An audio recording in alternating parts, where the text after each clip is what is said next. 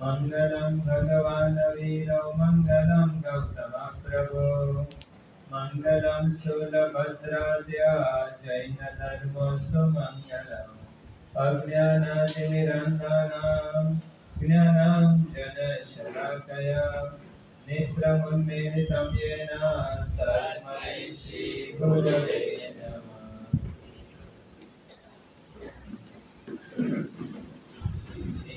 त्रिलोकीनाथ મને તારી પાસે રાખે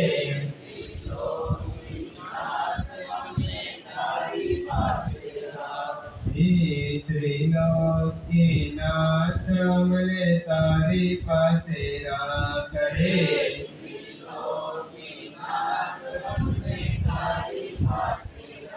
તારી પાસે રાખ મને તારી પાસે રાખે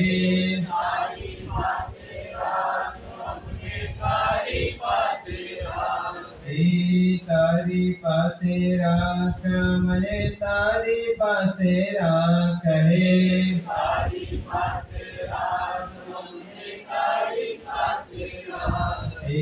શત્રુંજય નાથ મને તારી પાસે રાખે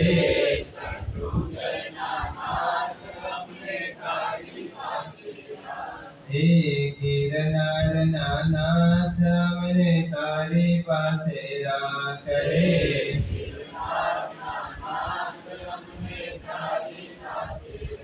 તારી પાસે રાખ મને તારામાં વિશ્વાસ હે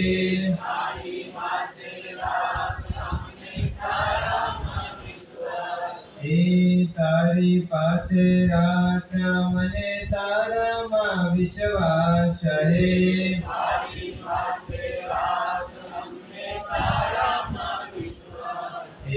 શંખેશ્વર નાથ મને તારી પાસે રાખે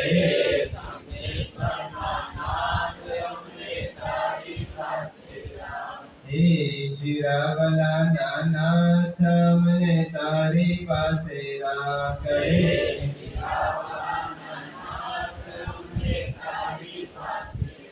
તારી પાસે રાખ મને તારામાં સમાવહે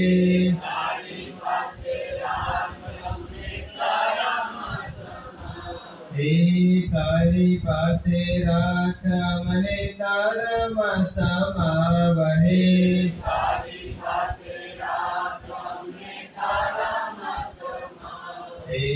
ભદ્રેશ્વર નાથ મને તારી પાસે રાખે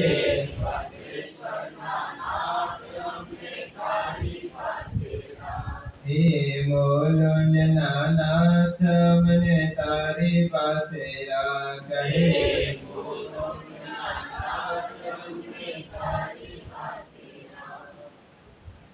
ભૂખ્યો અટવી ઉતર્યો રે જીવ દ્વિજાગે વરચમ ઈચ્છે મજે ધર્મને રે સિંહ જબી જો લિંગ રે પ્રાણી દરિય સમકિતરં વૈયાવચ ગુરુદેવનો રે ત્રીજો લિંગ ઉદાસ વિદ્યા સાધક પરે કરે રે અડસન વિયલગર રે પ્રાણી દરિય સમકિતરં કરે કરણ તારણહાર ભક્ત રે સમ્રાટ જગત વાલેશ્વર એવા પરમાત્માને નમસ્કાર કરીએ જેમને આ ધર્મદેશની સ્થાપના કરી આ જગતની અંદર જીવન જીવતો દરેક જીવાત્મા આસ્તિક હોય કે નાસ્તિક હોય ભણેલો હોય કે અભણ હોય શ્રીમંત હોય કે ગરીબ હોય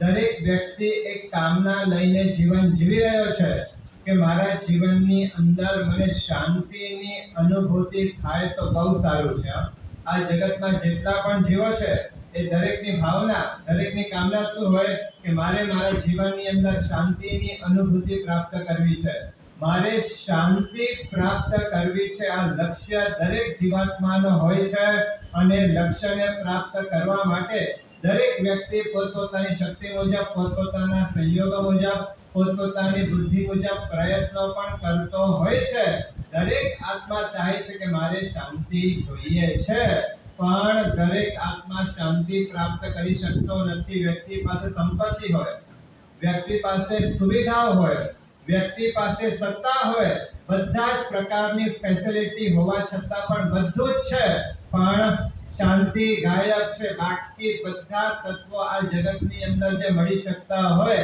એ બધા જ તત્વો વ્યક્તિએ પ્રાપ્ત કરી લીધા છે, પણ એકમાત્ર શાંતિને ગુમાવી બેઠો છે. આ શાંતિને પ્રાપ્ત કરવી કેવી રીતે? તો એના અલગ અલગ માર્ગો બતાડવામાં આવેલા છે. જો આ માર્ગ જો આપણે આપણા જીવનની અંદર ઉતારી દઈએ તો ચોક્કસ જીવનની અંદર શાંતિની અનુભૂતિ આત્મા કરી શકતો. સૌથી પહેલા અત્યંત મહત્વાકાંક્ષાઓથી દૂર રહેવાના પ્રયત્ન કરવા. Kill ambition. તમે ગમે એટલી અપેક્ષાઓ વધારશો, તમે ગમે એટલી મહત્વાકાંક્ષાઓ વધારશો, જો આ મહત્વાકાંક્ષાઓ ચક્રવર્તીની પણ બધી જ મહત્વાકાંક્ષાઓ પૂરી થઈ નથી. ચક્રવર્તીઓ પણ જે મહત્વાકાંક્ષા રાખીને બેઠા હોય એ ચક્રવર્તીની પણ દરેક મહત્વાકાંક્ષાઓ પૂરી થતી નથી. દરેક મહત્વાકાંક્ષાને પૂરી કરવાના મહેનત કરશો, આખી જિંદગી મહત્વાકાંક્ષા પૂરી કરવા માટે જશો તો જિંદગી પૂરી થઈ જશે, પણ મહત્વાકાંક્ષાઓ ક્યારે પણ પૂરી થવાની નથી. જિંદગી કદાચ ખતમ થશે પણ મહત્વાકાંક્ષાઓ તો એમને એમ ઊભી રહેશે. બ્રહ્મદત્ત ચક્રવર્તીને સામે નજર સામે લઈ આવજો. કેટલા ખંડનો અધિપતિ હતો? છ ખંડનો અધિપતિ હોવા છતાં પણ કેટલો મોટો સામ્રાજ્ય, કેટલો મોટો રાજ્ય લઈને બેઠેલો છે, પણ આટલી જમીન પણ એને શાંતિ આપી શકતી નથી. હજી જોઈએ, હજી જોઈએ, હજી જોઈએ. છ ખંડ પૃથ્વી કોને કહેવાય? કેટલી વિશાળ સંપત્તિ પૃથ્વીની છે. એ વિશાળ સંપત્તિનો માલિક હોવા છતાં પણ બ્રહ્મદત્ત ચક્રવર્તી મહત્વાકાંક્ષાની અંદર અટવાયો. હાલત શું થઈ? છ ખંડ જીતી લીધા ને વિચારજો હજી પણ જે પૃથ્વી છે એને જીતી લો, અને જીતવા માટે એ નીકળે છે અને સમુદ્ર પાર કરવા માટે જાય છે. મેં પહેલા પણ ચક્રવર્તી એટલે કે પૃથ્વી ઉપર રહીને જે દેવતાઈ સુખો ભોગવતો હોય એ ચક્રવર્તી કહેવાય. 16,000 દેવતાઓ જેની સેવામાં રાત દિવસ હાજર હોય, એની ઝંખના કરે, એની સેવા કરે, સતત એના માટે જે વિચાર કરતા હોય એવા 16,000 દેવતાઓ પણ એ બ્રહ્મદત્ત ચક્રવર્તીની અપેક્ષાઓ પૂરી કરી શક્યા નહીં, અને 6 ખંડ જીતી લીધા પછી હજી ખંડો જીતવા માટે જાય છે, અને સમુદ્રની વચ્ચે જહાજ ત્યાંથી પસાર થઈ રહ્યો છે, અને દેવતાઓને વિચાર થયો કે આટલા દેવતાઓ જહાજ ઉપાડે છે, હું નહીં ઉપાડું તો શું વાંધો આવશે? અને એક સાથે બધા જ દેવતાઓને આ વિચાર આવ્યો, અને બધા જ દેવતાએ જહાજને છોડ્યો. જહાજ સમુદ્રની અંદર ડૂબી ગયો, અને એક મહત્વાકાંક્ષાને લઈને જીવન જીવનારો વ્યક્તિ એ સમુદ્રની અંદર કમોતે મૃત્યુને પામી ગયો. આ જમીનની લાલસા, પૃથ્વીની લાલસાએ એમને કમોતે મૃત્યુ એને મજબૂર કરી નાખ્યો હતો. મહત્વાકાંક્ષાઓ ક્યારે પણ પૂરી થવાની નથી. એક લિમિટ બાંધી દો, એક લક્ષ્મણ રેખા દોરી, મારે કેટલો જોઈએ છે. જો આ તો છે ને લાભાત લોભો પ્રવર્ધતે, જેમ જેમ લાભ વધતો જાય ને તેમ તેમ વ્યક્તિનો લોભ વધતો જાય. જેમ ક્યાંક દાવાનળ લાગેલો હોય, એને જો લાકડાઓ મળતા જાય તો એ દાવાનળ ઓછો થાય કે વધુ ભભૂકી ઉઠે? જેમ જેમ લાકડા વધતા જાય તેમ તેમ એ દાવાનળ વધુ ને વધુ પ્રજ્વલિત બનતો જાય છે. તેમ તેમ વ્યક્તિ જીવનની અંદર જેમ જેમ લાભ પ્રાપ્ત કરતો જાય તેમ તેમ લોભ પણ, એની અપેક્ષાઓ પણ વૃદ્ધિ પામતી જતી હોય છે, અને એ અપેક્ષાઓ, એ મહત્વાકાંક્ષાઓ ક્યારે પણ જીવને શાંતિની અનુભૂતિ કરવા માટે આપતો નથી. શું કમી નથી એની બ્રહ્મદત્ત પાસે? આટલી પૃથ્વી, આટલું સૈન્ય, આટલી સંપત્તિ, આટલી નિધિઓ, છતાં પણ એને પોતાની મર્યાદા ન રાખી મહત્વાકાંક્ષાઓ વધારતો ગયો તો કમોતે મૃત્યુને પામી ગયો છે. જ્ઞાની પુરુષો કહે છે જો જીવનની અંદર શાંતિ પ્રાપ્ત કરવી છે તો એક સંતોષ, એક લક્ષ્મણ રેખા દોરી કે આટલું મારે જોઈએ છે, એનાથી ઉપર મારે જવું નથી. તમે દુર્યોધનની વાત સાંભળી હશે. દુર્યોધન અત્યંત મહત્વાકાંક્ષી વ્યક્તિ હતો. માત્ર પાંડવોએ શું માંગ્યું એની પાસેથી? માત્ર 5 ગામો માંગ્યા હતા. જો 5 ગામ આવી દીધા હોત તો કોઈ પ્રોબ્લેમ નહોતો, પણ મહત્વાકાંક્ષા એક જમીન પર 1 ઇંચ પણ હું આપવા માટે તૈયાર નથી અને યુદ્ધના મંડાણ થયા. મહાભારત સર્જાઈ રહ્યો છે. એક બાજુ કૌરવો છે, બીજી બાજુ પાંડવો છે અને એ યુદ્ધની અંદર પાંડવોએ જે રીતે પોતાનો પરાક્રમ બતાવ્યો, જે રીતે આક્રમણ કર્યો છે, એ જોઈને જ્યારે યુદ્ધ ચાલતો હતો એ યુદ્ધની અંદર દુર્યોધનને એમના ધર્મપત્ની પૂછે છે કે તમને લાગે છે કે તમે આ યુદ્ધની અંદર વિજય બની શકો એમ છો? કોણ પ્રશ્ન પૂછ્યો છે?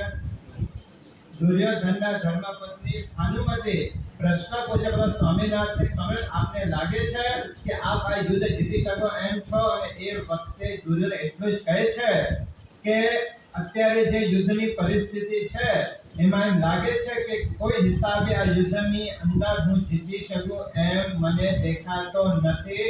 યુદ્ધમાં મારો વિજય થાય એવી કોઈ આશા દેખાતી નથી. છતાં પણ મહત્વાકાંક્ષાના કારણે દુર્યોધન યુદ્ધ રોકી શક્યા નહીં, યુદ્ધ ખેલ્યા. અને બીજો પ્રશ્ન ભાનુપત્ની એને પૂછે છે, કદાચ તમે યુદ્ધની અંદર વિજય પ્રાપ્ત કરી પણ લો તો વિજય પ્રાપ્ત થયા બાદ જે તમારી વિજય યાત્રા નીકળશે તો એ વિજય યાત્રામાં કોઈ સૌભાગ્યવતી સ્ત્રી પોતાના મસ્તક ઉપર વિજય કળશ ધારણ કરશે એવું તમને દેખાય છે?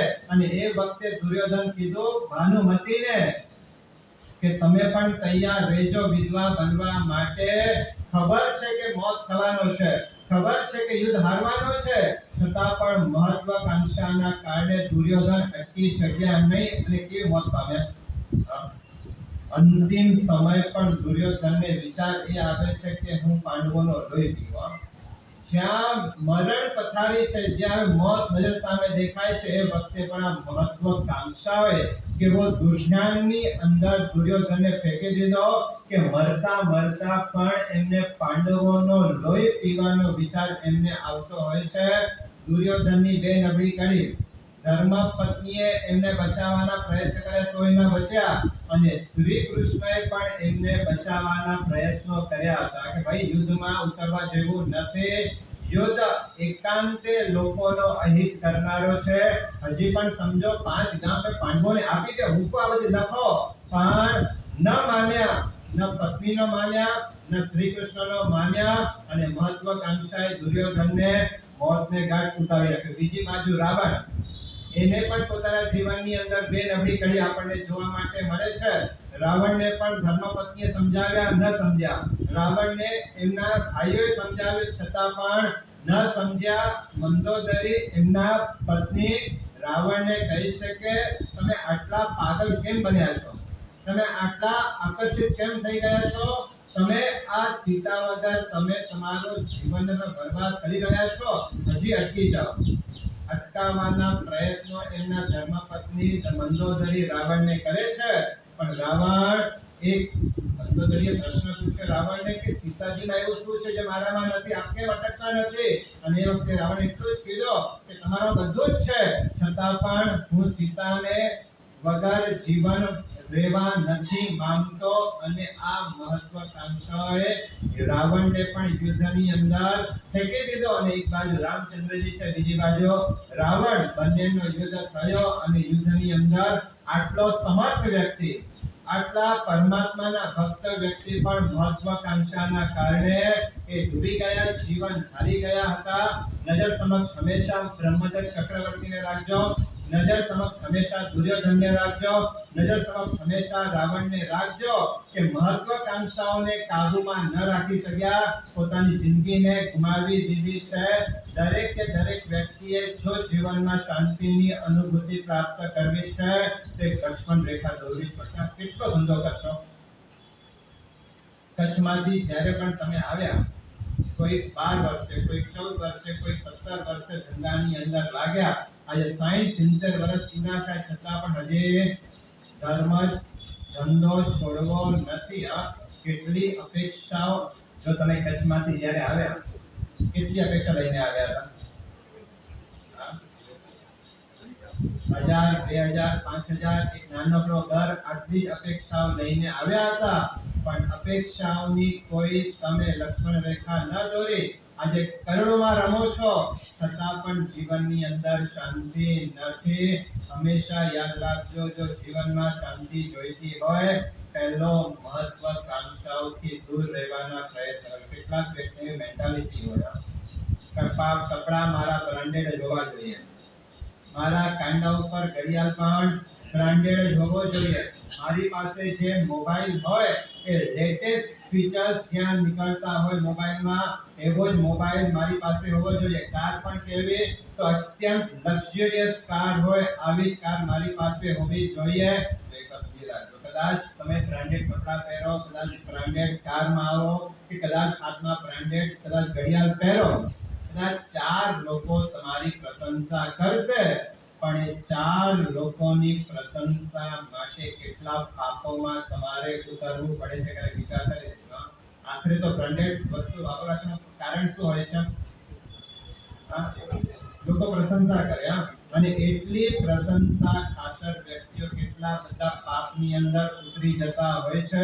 જો 3 સ્ટેપ છે, નેસેસિટી, સેકન્ડ સ્ટેપ છે રિક્વાયરમેન્ટ, અને ત્રીજો સ્ટેપ છે એમ્બિશન. જે નેસેસિટી છે, જે આવશ્યક છે, એ તો પ્રાપ્ત કરવાનું જ છે. હવે એનાથી ઉપરનો સ્ટેપ છે રિક્વાયરમેન્ટ. તમે ઘરની અંદર રહો છો, હવે ઘરના સદસ્યો વધી ગયા છે, હવે 2 BHK માં રહો છો, હવે તમને 3 BHK જોઈએ છે, એના માટે પ્રયત્નો એ પણ ઠીક છે, પણ ના, મુંબઈમાં 4 ફ્લેટ મારા હોવા જોઈએ, કચ્છની અંદર મોટો બંગલો હોવો જોઈએ, દેવલાલીની અંદર મોટો બંગલો હોવો જોઈએ. અપેક્ષાઓ વૃદ્ધિ પામતા પામતા પામતા એક ઘરથી પણ ચાલી શકતો હોય ત્યાં 4 ઘરનો લક્ષ્ય રાખો, અને લક્ષ્યને પ્રાપ્ત કરવા માટે જિંદગીભર દોડ મૂકતા રાખો. ક્યાંય ઊભા રહેવાનો આપણે શીખતા નથી, અને જે ઊભો રહેતો નથી તે આત્મા ક્યારે પણ શાંતિને પામી શકતો નથી. જો એક સમજી રાખજો, તમે જ્યારે પણ ધંધો કરો છો, ધંધા જ્યારે પણ કરો, બિઝનેસ પર ચિંતા હોય કે ના હોય? કેમ સ્મૂથલી ચાલે ધંધો? દરેક વખતે ચિંતા પડેલી હોય, દરેક વખતે ક્યાંક ને ક્યાંક ટેન્શન નડતો હોય કે આ ભાઈ ધંધો કરું છું, ચાલશે કે નહીં ચાલે, પ્રોફિટ થશે કે નહીં થાય, કેટલી ચિંતાઓ. શાંતિની અનુભૂતિ કરવી છે, એક સમયની મર્યાદા બાંધી નાખો કે આટલો સમય થશે કે પછી મારે નિવૃત્તિ લઈ લેવી છે. નિવૃત્તિ લઈને આત્મહિતની પ્રવૃત્તિમાં મારે લાગી જવો છે. અને જે વ્યક્તિ સમયસર રિટાયર થઈને પ્રવૃત્તિની અંદર લાગી ગયા, આજે અનેક વ્યક્તિઓ માનસિક શાંતિની અનુભૂતિ કરી રહ્યા છે. સૌથી પહેલો કિલ એમ્બિશન, સેકન્ડ નંબરનો સ્ટેપ બતાડ્યો છે નીલ એગ્રેશન. જે તમારી આક્રમકતા છે, જે તમારો આવેશ છે, જે તમારી અંતરની મોટી અપેક્ષાઓ છે, બહુ થઈ ગઈ, હવે મારે એનાથી દૂર રહેવું છે. આટલા વર્ષો બધું ચલાવ્યો, પણ હવે એમાંથી મારે બચી જવું છે. આક્રોશ, અત્યંત અપેક્ષાઓ, અત્યંત આવેશ, અત્યંત ક્રોધ, એનાથી હવે મારે જીવનમાં પાછો હટવો છે. આટલા વર્ષો ઘણું કર્યું, પણ હવે એમાંથી પાછો વળવો છે. અને જીવનનો એક સૂત્ર યાદ રાખજો, The great conqueror does not fight on small issues. જેને પણ મહાન બનવું છે ને, જે મહાન સમ્રાટ બને છે, એનું જીવન ચરિત્ર જોશો તો તમને ખ્યાલ આવશે કે ધ ગ્રેટ કોન્કરર, મહાન સમ્રાટ ક્યારે પણ નાની બાબતોમાં એ લડતો નથી. જેને મહાન બનવું છે એ નાની બાબતોને લેટ ગો કરતા શીખવો પડશે. માત્ર મહાન સમ્રાટ નહીં, પણ જેને આધ્યાત્મિક વિકાસમાં આગળ વધવું છે, જેને આધ્યાત્મિક વિકાસ સર કરવા છે, એના માટે પણ જે નાની બાબતોમાં આપણને વધારે અસર કરતી નથી, ત્યાં સમાધાનને કેળવતા જાઓ. સમાધાન વૃત્તિ જીવનની અંદર લઈ આવો. If you would like to win the war, you lose the battle. આ ઇંગ્લિશનો એક સેન્ટેન્સ એનો અર્થ એ થાય કે કદાચ તમારે યુદ્ધ જીતવું હોય અને યુદ્ધને જીતવા માટે કદાચ નાની લડાઈ હારવી પડે તો નાની લડાઈ હારી જાય. શું કહે છે? કદાચ તમને મોટો યુદ્ધ જીતવો છે અને એના માટે કદાચ કાંઈ તમને હારવું પડતું હોય તો એ હારવાની તૈયારી રાખો. આ જગતની અંદર તમે જે જીવન જીવી રહ્યા છો ને, આ જીવનનો સૌથી મોટો યુદ્ધ કયો છે ખબર છે? સમાધિને ટકાવવી એ સૌથી મોટો યુદ્ધ છે. શું છે? જય વિરાય તમે શું બોલો છો?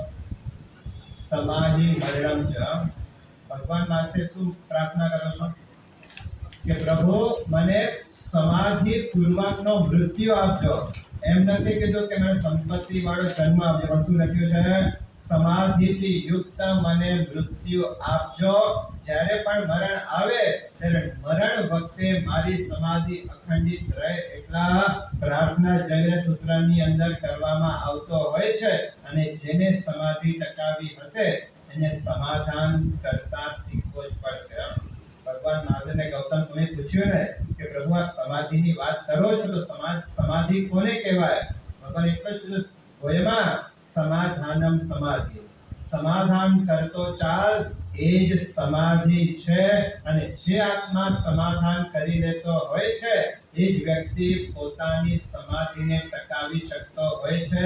જે સમાધાન કરતો નથી એ ક્યારે પણ સમાધિને પામી શકતો નથી. જો જીવનની અંદર શાંતિ જોઈએ છે, પહેલો કિલ એમ્બિશન, સેકન્ડ નંબરની અંદર નીલ એગ્રેશન. એગ્રેશન એટલે આક્રમકતા, આવેશથી દૂર રહેવાના પ્રયત્ન જીવનની અંદર કરો. આ માર્ગો જે વ્યક્તિ જીવનમાં ઇમ્પ્લિમેન્ટ કરે છે એ ચોક્કસ પોતાના જીવનની અંદર અદ્ભુત શાંતિની અનુભૂતિ કર્યા વિના રહી શકતો નથી. જો સમાધિ જોઈએ છે, સમાધાન કરતા ચાલો. તમે ક્યાંક 10 લાખ રૂપિયા ક્યાંક રોક્યા, ક્યાંક ઇન્વેસ્ટમેન્ટ કર્યા છે અને એ વ્યક્તિ હવે તમારા પૈસા પાછો આપતો નથી.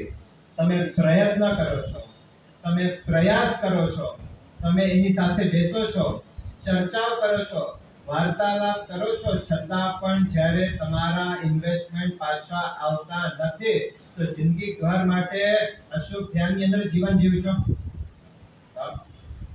હું પ્રયત્ન ના કરવાની વાત નથી કરતો, પ્રયત્ન કરો છો.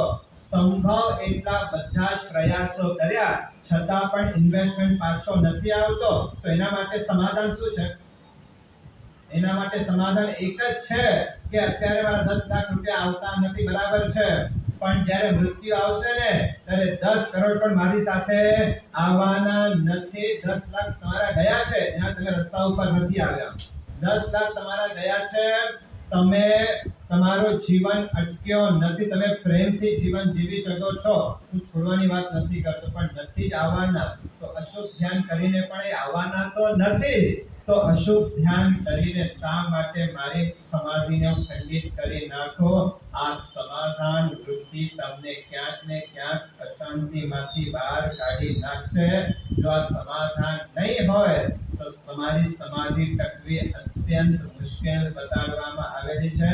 સૌથી પહેલા કિલ એમ્બિશન, સેકન્ડ નંબરની અંદર નીલ એગ્રેશન, ત્રીજા નંબરની અંદર બતાવ્યું છે કે goodwill of action. Goodwill of action મતલબ કે તમારી પ્રસિદ્ધિ, તમારી ગુડવિલ તમારા સત્ કાર્યોથી છે, સંપત્તિથી નથી. જો મુલુંડમાં જાઓ અને સત્કાર્ય જોવા હોય, આ એડ્રેસ ઉપર જાઓ, તમને લાગશે કે કેવા સુકૃતના કાર્યો પોતાના જીવનની અંદર કરી રહ્યા છે. ભગવાને એક જ પ્રાર્થના કરી, પ્રભુ આ માનવ જીવન આપ્યો છે, જેટલા સત્કાર્યો મારા હાથે કરાવી દેવા છે એટલા સત્કારો મારા હાથે કરાવી દેજો.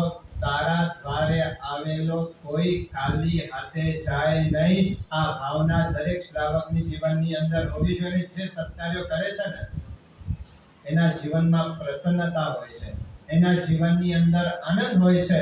એ સત્કાર્યો કરતા કરતા કરતા એના કૃત્યો જેવા હોય છે કે એનું નામ એક ગુડવિલ બની જાય છે. અત્યારે પણ પ્રેઝન્ટ સમયમાં પણ કેટલાક એવા પરિવારો છે ને કે જ્યાં સત્કાર્યો કરવાની વાત આવે એ પરિવારો હર હંમેશા સત્કાર્યો કરવા માટે તૈયાર હોતા હોય છે. ક્યારેક વિચાર આવે કે શું ઉદારતા વ્યક્તિએ જીવનની અંદર અપનાવી છે. આટલા સુકૃતના કાર્યો અને ક્યાંક લાખ કરોડ પણ ખર્ચવાના આવતા હોય છે એના ચહેરા ઉપર કોઈ સર દેખાતો નથી. શું સુકૃતના કાર્યો જીવનની અંદર કરે છે? પ્રભુ આ માનવ જીવન આપ્યો છે, જેટલા સારા કામ મારા હાથે થાય એટલા મારા હાથે કરાવી લેજો. આ માનસિક શાંતિ માટેનો બહુ મોટો ઉપાય બતાવવામાં આવેલો છે. કેટલાક એવા શેઠ હતા જેની સત્કાર્ય થકી એમની પ્રસિદ્ધિ હતી, ગુડવિલ હતી, અને આ વાત ચારે પર ફેલાણી. તો એક ભિખારીને પચ્યો નહીં. એને વિચાર થયો કે આટલી સત્કાર્યની ઉદારતા શું વ્યક્તિ પાસે હોઈ શકે? પરીક્ષા કરી લેવી જોઈએ. અને જૂની જમાનાની વાત છે.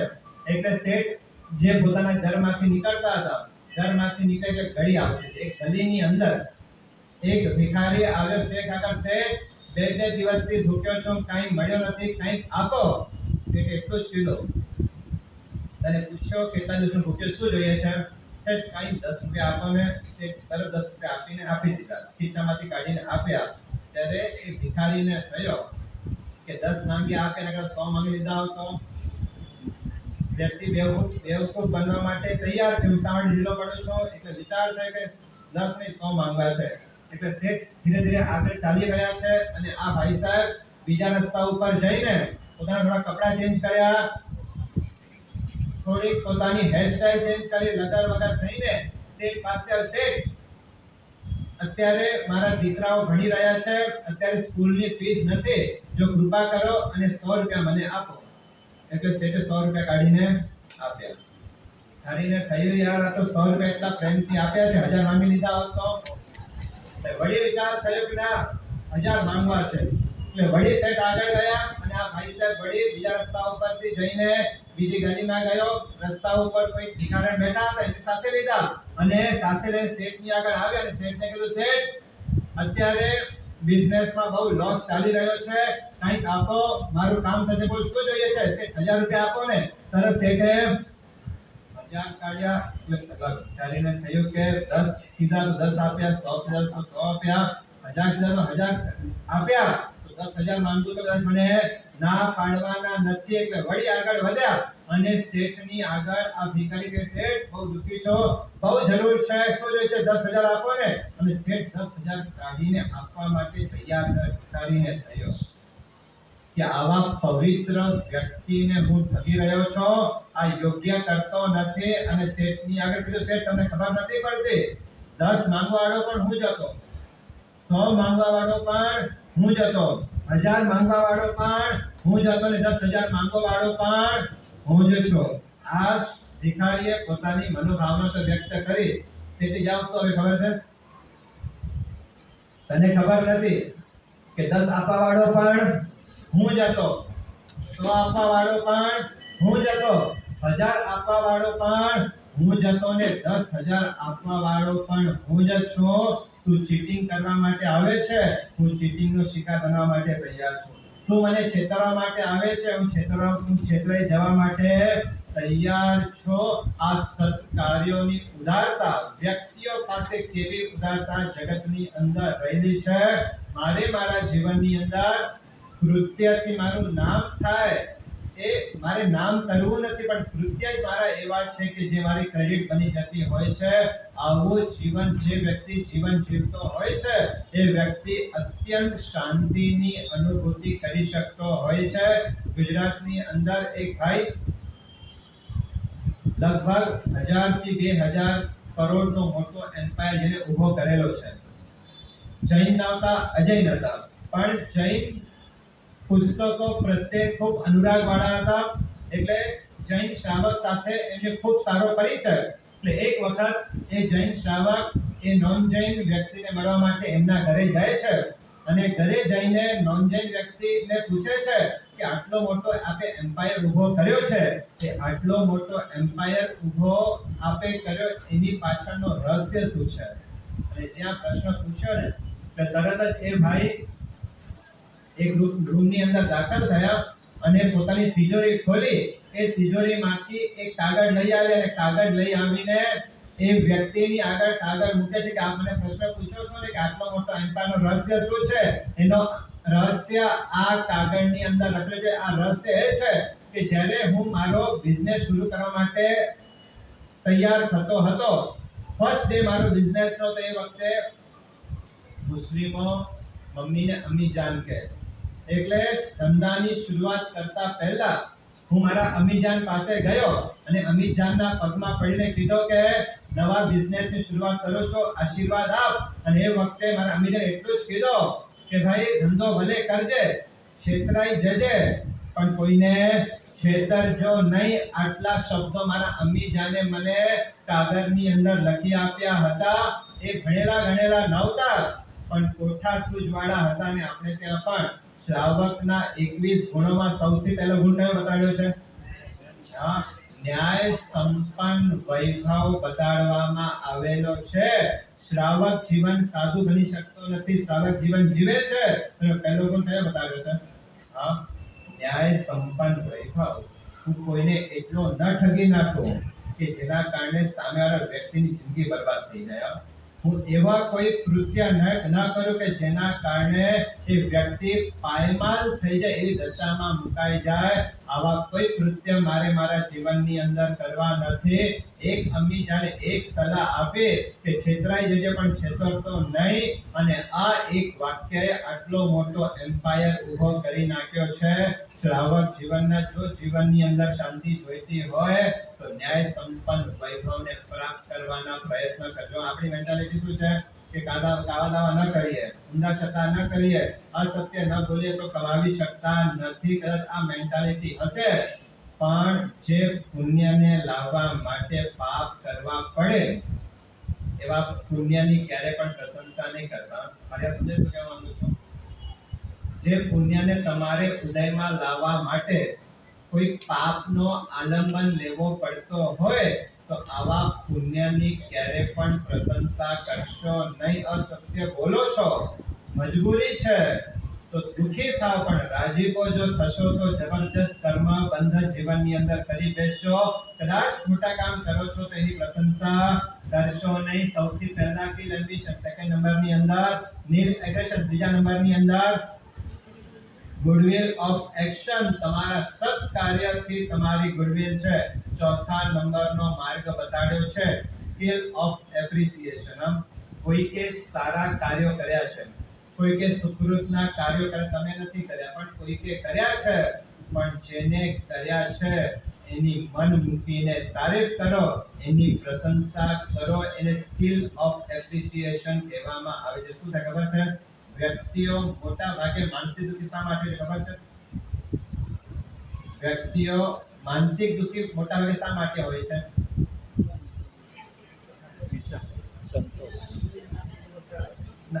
મોટા ભાગના વ્યક્તિઓ બધી રીતે આમ દામ થામ બધું બરાબર હોય, પણ કોઈકના સુકૃત જ્યારે જુએ છે, જ્યારે કોઈકના સુકૃતના સમાચાર સાંભળે છે, ત્યારે ઈર્ષ્યાની આગથી એ સળગી જતો હોય છે.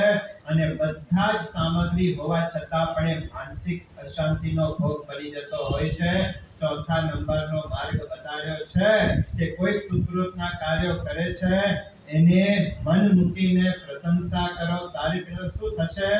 જે સારા કામ કરે છે તો તમને પ્રેરણા મળશે કે હું પણ સારું કામ કરું. અને કોઈકના સારા કામ તમે જોશો, એને હૃદયથી વધાવશો તો તમારી અંતરની પ્રસન્નતા પણ વૃદ્ધિ પામતી જશે.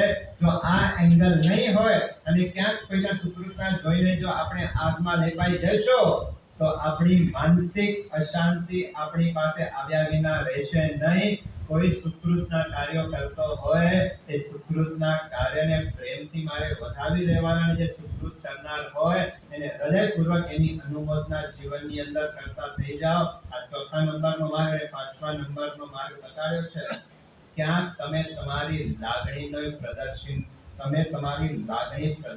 કરો. કોઈ એવો હૃદય દ્રાવક દ્રશ્ય જોઈને તમારું હૃદય ક્યાંક ચમકૃત થયું છે, ક્યાંક તમે કોઈકને લાગણી આપવાનું મન તમને થઈ જાય. ફીલ એફેક્શન. એફેક્શન એટલે લાગણી આપવી. જ્યાં અવસર આવે ત્યાં કોઈકને સાંત્વના, કોઈકને આશ્વાસન આપવાનું કામ જીવનની અંદર શરૂ કરી દો. કેટલાક વ્યક્તિઓ છે બધું બરાબર છે પણ બે વાતો એમની સાથે કરનારો કોઈ નથી. બે શબ્દો એની સાથે કોઈ બોલનારો નથી અને એના માટે માનસિક અશાંતિની ભોગ બની રહ્યો છે, આવા કોઈ વ્યક્તિ તમને દેખાય, એમની પાસે જાઓ, એમના ઘરે જાઓ, 15 મિનિટ એમની પાસે બેસો અને 15 મિનિટ એમની સાથે વાતો કરો. શું થશે? એનો પણ દુઃખ ઓછો થઈ જશે અને તમે કોઈકના દુઃખ દૂર કરો, કુદરત તમને દુઃખથી દૂર કરી નાખે. તમે બીજાને સુખી કરો, કુદરત તમને સુખી કરશે. તમે બીજાને દુખી કરો, કુદરત તમને દુખી કરશે. શું કરવું છે વિચાર કરી લેજો. મારે કોઈકને લાગણી આપ. તમે ક્યારેક ચોપાટીમાં ફરવા માટે જાઓ, અને ત્યાં કઈક લારીઓ તમને દેખાતી હોય, એમાં કેટલાક ફુગાવાળા પણ તમે જોયા છે ને? જો એમાં ફુગા કેટલા હોય, બલૂન કેટલા હોય એની પાસે? 15, 20, 25. એ આખો દિવસ કદાચ ફુગા વેચે તો કેટલા કમાવે? 200-500 રૂપિયા. તમે એમ ના કરજો, ક્યારેક ફરવા માટે ગયા છો, આખો દિવસ બેચારો મહેનત કરે તો પણ 200-500 કમાવે છે, ત્યારે એને કીધો એક કામ કર, બધા ફુગા આપી દે, એટલે 500 રૂપિયા આજની મજા કર. વિચાર આવી શકે કે ના કરી શકો? એક નાનો વ્યક્તિ જે આખો દિવસ મહેનત કરીને જે કમાવે છે, તમે ચોક્કસ મોટો દાન ના કરી શકો, આટલું તો કરી શકો ને. 200-500 કદાચ તમારા 10-15 લાખ ગયા હોય, તમે રડ્યા હશો, પણ ક્યારેક કોઈને 200-500 આપીને ક્યારેક ચહેરા ઉપર સ્મિત લાવવાનો પ્રયાસ કર્યો છે? Feel affection. તમે કોઈકને ખુશી આપશો, તમે કોઈકને શાંતિ આપશો, તમારા જીવનની અંદર શાંતિ અને ખુશીની વૃદ્ધિ થશે. આ નાના કૃત્યો ઘણી વખત બહુ મોટી અસર જીવનની અંદર કરી જતા હોય છે. આ કરી શકો કે ના કરી શકો? અને જો નાના માણસો પહેલા પણ કીધું છે, નાના માણસોને ચહેરા ઉપર સ્મિત લાવવું હોય, કોઈ મોટો દાન કરવાની જરૂર નથી. 200-500 માં તમે એના ચહેરા ઉપર ખુશી લાવી શકો છો. આ ફીલ અફેક્શન, ક્યાંક આત્મીયતા, ક્યાંક પ્રેમ, ક્યાંક સદભાવ કોઈને આપતા જાઓ, આપણા જીવનની અંદર ખુશી લહેરી ઉઠશે. આપણે ત્યાં લખ્યું છે ને કે ક્યારે પણ કોઈની બદદુઆ નહીં લેતા, ક્યારે પણ કોઈની હાય નહીં ખાતા, ક્યારે પણ કોઈની બદદુઆ નહીં ખાતા. અને બીજી બાજુ જ્યાંથી પણ કોઈકની દુઆ મળતી હોય, દુઆ લેવાનું ક્યારે ચૂકશો નહીં. કોઈની બદદુઆ નહીં લેતા અને જ્યાંથી દુઆ મળતી હોય ત્યાં દુઆ લેવાનો ક્યારે ચૂકશો નહીં. આ જીવનની અંદર ખુશી પ્રાપ્ત કરવી છે, બધા માર્ગો બતાવ્યા છે. જો જીવનમાં ઘણું બધું ત્યાગ નથી કરી શકતા, છતાં પણ સદગતિમાં જવું હોય તો આ એના માર્ગો છે. છોડી શકતા નથી, પાપથી મુક્ત થઈ શકતા નથી, પણ આ બધા નાના કૃત્યો કરીને પણ આપણે આપણી સદગતિનો રિઝર્વેશન કરી શકતા હોઈએ છીએ. આ ફીલ અફેક્શન, ક્યાંક જીવનની અંદર કોમલતા, ક્યાંક જીવનની અંદર મૃદુતા જીવનની અંદર લાવો. એક વખત એક વ્યક્તિ પ્રવચન પૂરું કરીને પોતાના ઘરે જતો હતો, અને જો જે ફૂટપાથ ઉપર લારીઓ લગાડતા હોય છે ને, એ ઇલીગલી છે ને, લીગલી નથી. ઇલીગલી જે પણ વ્યક્તિઓ આ ફૂટપાથ ઉપર લારી લગાડતા હોય છે, ઓફિસર શું કરે? કા હપ્તા ભાડી દે. અને જ્યાં હપ્તા ભાડેલા ના હોય, અચાનક એ ત્રાટકી ઉઠે, અચાનક એ આવી જાય અને એની અંદર જે નાના જે ફૂટપાથ ઉપર કામ કરનારા વ્યક્તિઓ હોય, જે કમાવે એના કરતા તો વધારે કમાવી નાખતા હોય છે. ખબર પડે કે પોલીસ આવે છે કે કોઈ ઓફિસર આવે છે, એટલે તરત શું કરે? ઉતાવળમાં એ પોતાની લારીને છુપાવવા માટે જતા હોય છે. ક્યાંક એમાં કોઈ ફ્રૂટ વાળો, કોઈ શાકભાજી વાળો અચાનક ઉતાવળની અંદર લારી છુપાવવા માટે જાય અને અચાનક એની લારી વળી જાય અને એના કારણે જે શાકભાજીઓ, જે ફ્રૂટ હોય એ ગટરમાં ચાલી આવા દ્રશ્યો તમે તમારા જીવનની અંદર જોયા હશે. અને આ યુવાન જે પ્રવચનમાંથી બહાર નીકળ્યો અને દ્રશ્ય જોયા, તરત એને પરમાત્માના વચનો યાદ આવ્યા. ફીલ અફેક્શન, ક્યાંક કોઈને લાગણી બતાડો. અને જેના ફ્રૂટ્સ વગેરે ગટરની અંદર ગયા, એને પૂછ્યું કે ભાઈ કેટલું નુકસાન થયું છે? એને કીધું કે સાહેબ 2000 નું નુકસાન થયો છે. તરત જ ખીચામાંથી 3000 આપ્યા, અને જેવા 3000 રૂપિયા આપ્યા, એના ચહેરા ઉપર જે ખુશી હતી એ અનલિમિટેડ, અસીમિત ખુશી એના ચહેરા ઉપર જોવા માટે મળી છે. આવા કઈક સુકૃત આપણે આપણા જીવનની અંદર કરી શકતા હોઈએ છે. જો તમારા ઘરની અંદર, તમારા દુકાનની અંદર જે પણ કર્મચારી કામ કરે છે, તમારું જીવન કદાચ 60-70 હજારથી પણ તમારું જીવન 1 મહિનો ચાલતો કદાચ નથી, અને તમારી પાસે જે કામ કરનારો કર્મચારી છે કદાચ 12 થી 15 હજાર રૂપિયા આપતા હશો, તમારો જીવન જો 60-70 હજારમાં નથી ચાલતો તો તમારી પાસે કામ કરનારો જે કર્મચારી છે એનો 12-15 હજારમાં જીવન કેમ ચાલતું છે? ક્યારેક વિચાર આવી શકે કે ના આવી શકે? હા, જો 60-70 હજારમાં તમારો જીવન નથી ચાલતો, આનું જીવન કેમ ચાલતો છે? જો મોંઘવારી તમને નડે છે તો એની મોંઘવારી નહીં નડતી હોય, એક કામ કરી શકશો, જ્યારે પણ તમારી પાસે વર્ષોથી જે વ્યક્તિઓ કામ કરે છે તમારા ઘરમાં કે તમારા દુકાનમાં, એના ઘરની અંદર કોઈ સંતાન જન્મ લે ત્યારે આટલો કરી શકો કે તમે જે પગાર આપો છો એમાંથી 1500-1700 વધારે પગાર વધારીને એને કહ્યું તમારા ઘરે બાળક આવ્યો છે, સંતાનનો જન્મ થયો છે, તમારા મેમ્બર્સ વધ્યા છે, તો તમારો ખર્ચો પણ વધ્યો હશે. લો આ 1500 હવે તમારો પગાર હું વધારો કર્યો છું, હવે 1500 તમને કોઈ નુકસાન થવાનું નથી, પણ એ 15 મહિના માટે તો બહુ મોટું કામ કરી જતો હોય છે. આટલું કરી શકો ના કરી શકો? તમે જેની પાસે ખર્ચો છો, જેનાથી તમે કમાવો છો, એના ઘરની અંદર કોઈ નવો મેમ્બર આવે, બસ થોડીક એને હેલ્પફુલ નેચર જો બનાવશો, કેટલો ખુશી એના ચહેરા ઉપર તમે પ્રાપ્ત કરી શકશો. જો જીવનની અંદર માનસિક શાંતિ પ્રાપ્ત કરવી છે, એના આ બધા ઉપાયો જ્ઞાની પુરુષોએ સૌથી પહેલા કિલ એમ્બિશન, સેકન્ડ નંબરની અંદર નીલ એગ્રેશન, ત્રીજા નંબરની અંદર ગુડવિલ ઓફ એક્શન, ચોથા નંબરની અંદર સ્કિલ ઓફ એપ્રિસિએશન, અને પાંચમા નંબરની અંદર ફીલ એફેક્શન. આ 5 માર્ગો જે જીવનની અંદર બતાડ્યા છે એને પ્રાપ્ત કરવાના, એને પામવાના, એને યુટિલાઇઝ કરવાના, એને ઇમ્પ્લિમેન્ટ કરવાના જો જીવનની અંદર પ્રયાસ કરશો તો માનસિક શાંતિ આપણા માટે સુલભ બની જશે. જે દુર્લભ છે એ માનસિક શાંતિ આપણા માટે સુલભ બની જશે. યશો વિજય મહારાજ આપણે માનસિક તૈયાર કરવા માટે પ્રયત્ન કરી રહ્યા છે. આપણી પહેલા 4 પ્રકારની સાધના આપણી પૂરી થઈ, બીજો વિભાગ ચાલતો હતો, 3 પ્રકારના લિંગો પતન. સૌથી પહેલો લિંગ કયો હતો? શુશ્રુષા નામનો લિંગ. 4 શ્રદ્ધા. પહેલી પરમાર્થ સંસ્થાઓ શ્રદ્ધા, એનો અર્થ શું થાય? પરમાત્માએ જે 9 તત્વને જે રીતે કીધા છે એ 9 તત્વને એ રીતે સ્વીકારવા, એનું નામ છે પરમાર્થ સંસ્થાઓ નામની સાધના.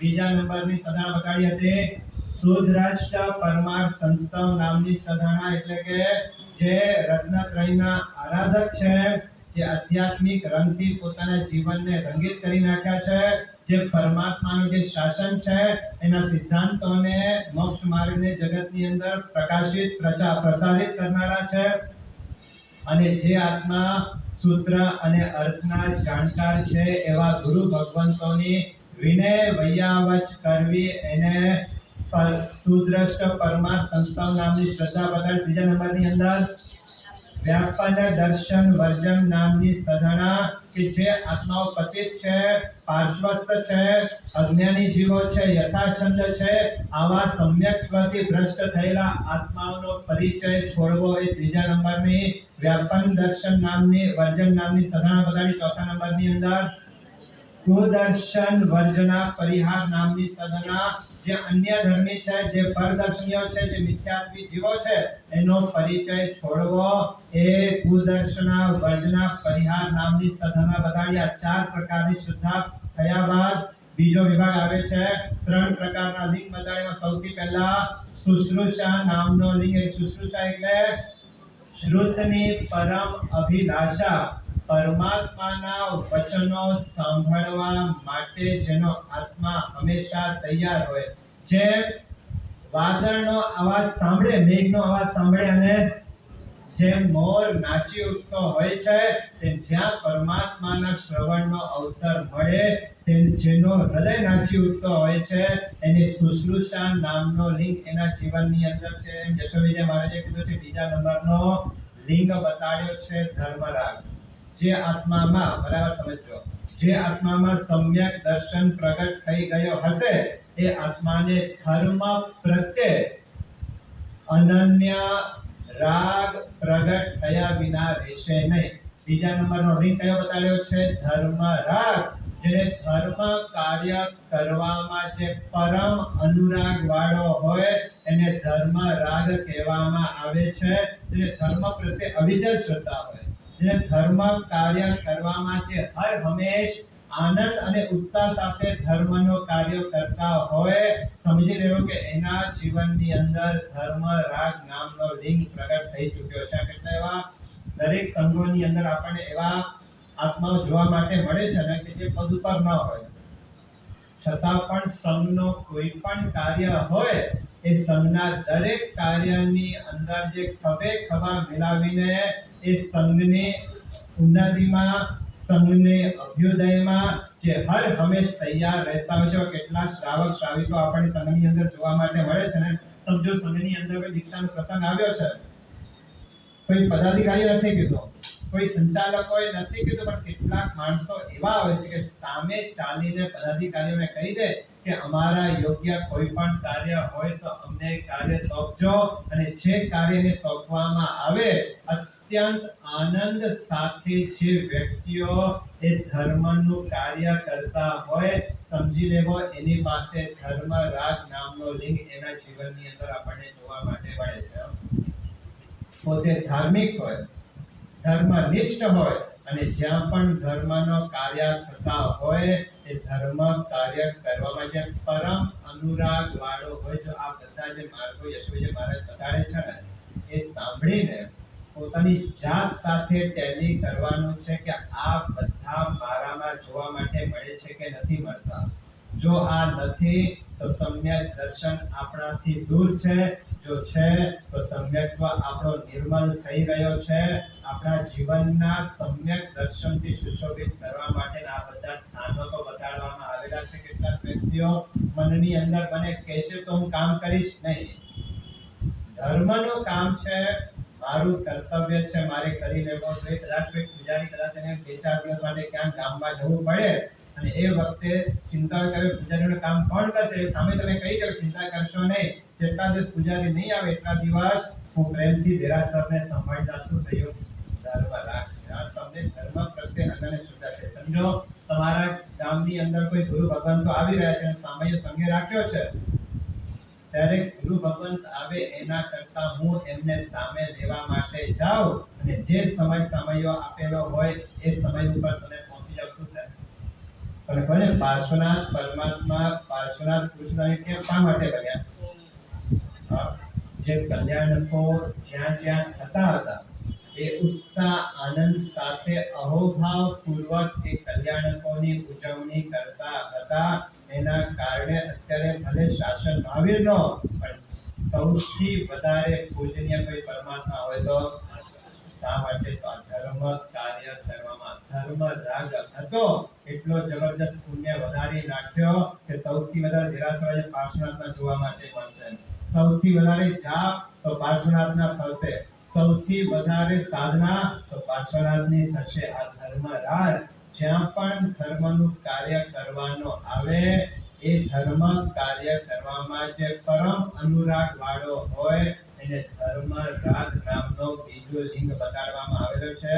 અહીંયા એક દ્રષ્ટાંત આપવામાં આવ્યો છે કે ઉજ્જૈની નગરીની અંદર દેવગુપ્ત નામના એક બ્રાહ્મણ રહેતા હતા. એમને નંદા નામની પત્ની હતા અને એ દંપતીને જન્મતાની સાથે એક અત્યંત રોગવાળો એક પુત્ર એ દંપતીને પ્રાપ્ત થયેલો હતો.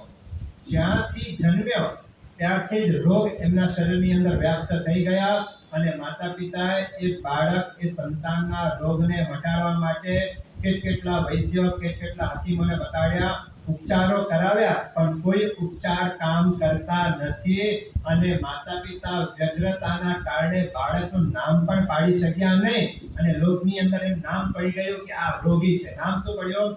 રોગી નામથી પ્રસિદ્ધ થયો. અને આવો એક અત્યંત રોગી વાળો વ્યક્તિ સમય પસાર કરતા કરતા મોટો થઈ રહ્યો છે ને એક સમય એવો આવ્યો કે એમના ઘરની અંદર એક મહાત્મા વરવા માટે પધાર્યા. હવે ધર્મનિષ્ઠ વ્યક્તિઓ હતા, ધર્મપરાયણ તો હતા, અને મહાત્માઓ પધાર્યા, પ્રેમથી આવકાર્યા, એમને વંદન કર્યા, ખૂબ ઉત્તમ ભાવથી એમની ભક્તિ કરી. ભક્તિ કર્યા બાદ મહાત્માને પૂછે છે કે આ મારો દીકરો જન્મથી જ આવા રોગથી ગ્રસિત થયો છે, એવો કોઈ ઉપાય બતાડ્યો કે એનો રોગ મટી જાય? મહાત્માએ કોઈ જવાબ ના આપ્યો, પોતાના સ્થાન ઉપર ચાલ્યા ગયા. જ્યારે જવાબ ન મળ્યો ત્યારે આ માતા પિતા જ્યાં મારા સાહેબ ઉતર્યા છે એ સ્થાન ઉપર ગયા, વંદન કર્યા અને વંદન કરીને હાથ જોડીને પોતાની દાસ્તાન રજૂ કરે છે, પોતાની વ્યગ્રતા પ્રગટ કરે છે. વૃદ્ધે એવો કોઈ માર્ગ બતાડ્યો કે અમારો આ દીકરો જે છે એ રોગમાંથી મુક્ત બની જાય. અને એ વખતે મહાત્મા એટલો જ કીધો કે અહિંસા રૂપી ધર્મ, સંયમ રૂપી ધર્મ અને તપ રૂપી ધર્મ અપનાવવાથી જીવનમાં આત્માનો કલ્યાણ થાય છે. અને આ ત્રણેય આત્માઓએ અહિંસા, સંયમ અને તપ રૂપી ધર્મને જીવનમાં અપનાવ્યો અને ધર્મ પ્રત્યે પરમ શ્રદ્ધાવાન, ધર્મ પ્રત્યે પરમ અનુરાગવાળા બન્યા અને ધર્મ પ્રત્યે એની શ્રદ્ધાને કોઈ ચલાયમાન ન કરી શકે એવા મજબૂત શ્રદ્ધાનિષ્ઠ આત્મા બન્યા. ગુરુ ભગવાન પાસે 12 વ્રતો ગ્રહણ કર્યા. હવે ઘટના એવી બની છે કે અહીંયા ધર્મ કરી રહ્યા છે અને દેવલોકની અંદર ઇન્દ્ર મહારાજા આ ત્રણેય વ્યક્તિઓના ધર્મ પ્રત્યેની નિષ્ઠાની પ્રશંસા કરે છે. જો મેં પહેલા પણ કીધું ને કે કોઈની પ્રશંસા સાંભળવી એ સહેલી નથી. મનુષ્યમાં છે એવું નહીં, પણ દેવલોકમાં પણ હાલત એવી જ છે. કોઈની પ્રશંસા સાંભળે એટલે એ લોકો એને પચાવી ન શકે. ઇન્દ્ર મહારાજે પ્રશંસા કરી પણ બે દેવતાઓને પચ્યું નહીં. એને થયું કે પરીક્ષા કરી લેવી જોઈએ. એટલે દેવલોકમાંથી નીચે આવે છે, બ્રાહ્મણનું રૂપ લઈને, વૈદનું રૂપ લઈને આવે છે અને માતા પિતા, એના દીકરા અને સ્નેહી સ્વજનોને કહે છે કે અમારી પાસે એવી અક્ષીર દવા છે કે જો આ દવાનો સેવન કરવામાં આવશે તો તુરંત જ તમારો દીકરો રોગમાંથી મુક્ત થશે. શું દવા છે? બસ તારે એટલું જ કરવાનું છે કે દિવસના પ્રથમ પ્રહરની અંદર એને મધનો સેવન કરાવો. દિવસના અંતિમ પ્રહરમાં એને મદિરા પાન કરાવો અને રાત્રે માખણથી મિશ્રિત, માંસથી યુક્ત એક પદાર્થ છે એને રાત્રે વપરાવો એટલે તુરંત જ એનો રોગ શાંત થઈ જશે. અને જ્યાં આ વાત વૈદ્ય દ્વારા સાંભળી તો સૌથી પહેલા બાળકે જ ના પાડી કે આ સાવધ્ય વસ્તુ આપ બતાવી રહ્યા છો, મારાથી આ લેવાય નહીં. આ મદિરા પાન, આ માંસ, આ માખણ, આ મહાવિગયો કહેવાય. અને આ મહાવિગયોની અંદર એ રંગના અસંખ્યાતા જીવો જેમાં ઉત્પન્ન થતા હોય આટલા હિંસાવાળી દવાઓ અને નરકની ઉત્પત્તિનો પ્રથમ સાધન બતાવનારો આ દવા મને જોઈતી નથી. પરીક્ષા કરવા માટે આવેલા દેવતાઓ કહે છે કે આપ સમજો, આ દવાઓ જે તમને બતાડવામાં આવે છે, શરીર માધ્યમ ખલુ ધર્મ સાધનમ, ધર્મ સાધના કરવા માટે શરીર એ પહેલો અંગ બતાડવામાં આવેલો છે ને આવા શરીરની સુરક્ષા કરવી એ આપની જવાબદારી છે.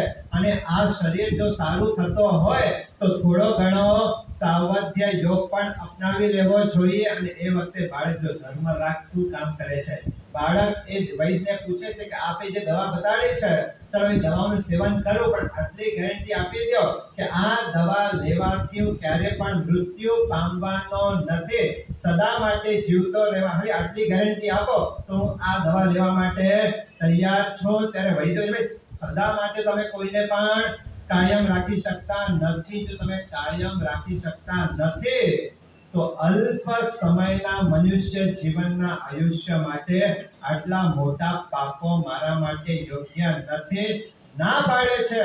અને જ્યાં ધર્મની અવિચલ શ્રદ્ધા જોઈ એટલે દેવતાઓ પોતાનું અસલ રૂપ પ્રગટ કરે છે અને કહે છે કે દેવલોકમાં તમારી જે પ્રશંસા થતી હતી એ પ્રશંસા અમારાથી ડાયજેસ્ટ ન થઈ, પરીક્ષા કરવા માટે આવ્યા, પણ ધર્મ પ્રત્યે તમે પરમ અનુરાગ વાળા રહ્યા છો, તમારા પર પ્રસન્ન થયા છીએ.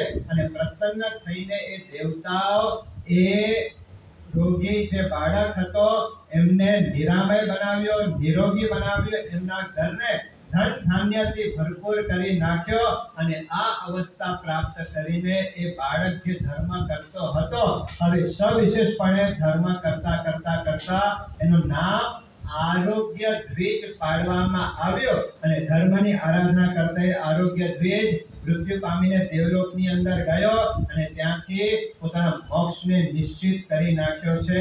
આ ધર્મ પ્રત્યેની શ્રદ્ધા, ધર્મ પ્રત્યેનો એક અનુરાગપણો વ્યક્તિને ક્યાંથી ક્યાં લઈ જઈ શકતો હોય છે. બસ આપણા જીવનની અંદર પણ ધર્મ પ્રત્યે રાગ આવે, ધર્મના કાર્યો પ્રત્યે આપણે અનુરાગ વાળા થઈને આપણા જીવનમાં ધર્મ રાગ નામનો લિંગ આપણે પ્રગટ કરીને મળેલો જે માનવ જીવન છે, સમ્યક દર્શન આપણે પ્રાપ્ત કરીએ. આ બધી આરાધનાઓ આપણા સમ્યક દર્શનને મજબૂત કરશે. તો બીજા નંબરનો લિંગ કયો બતાવ્યો છે? ધર્મ રાગ, ધર્મ પ્રત્યે અવિચલ શ્રદ્ધા વાળા થાવ એવી મંગળ શુભકામના સાથે મંગળ ઉપવાસ આઈમેલ એકાદશનો વ્યાસ सूर्य के नवकार से पवित्र साठ वर्ष पिछाई चौदियम तेरह समान सैनो सैनम अनंतरा वरम सहसा गणम पच्छन कंतम आयंदी रेखा सुमेशेका सुमेश सुमेशे दिव्यम पियम सैनम लेवाली दर्शन साकरे गुण पाठन मगर पारस लेवा गौरव सत्ता सेवा देशा वगा से ओबक्षण मगर सहसा समस्या होते कारणम बोशी